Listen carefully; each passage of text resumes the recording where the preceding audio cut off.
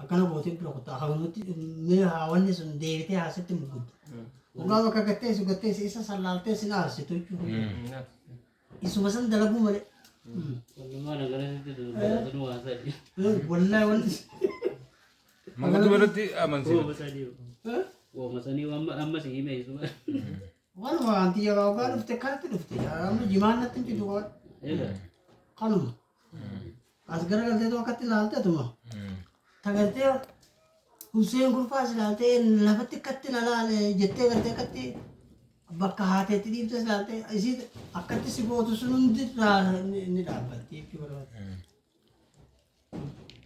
Mee nama gudduuti oduu ammas bakka dhufa akkana siin jiru kun afaan jalatti hundi taatu waa bitteetu walaa guyyaa jimbataa taatu waa dhabu. Garas mata lagi anda. Boonu maal boonu. Amin. Ati wajjin himte? Nyachi sih baru lebih ya. Isaa biroo rabbi jedhamu jiru. Mi'aan ta'e immoo bakka irratti si rabbi bira. Bakka ini ya sih. Ati ganama nama kan kee fudhuuti ganama sabtiidhaas nama kan kee fudhuuti.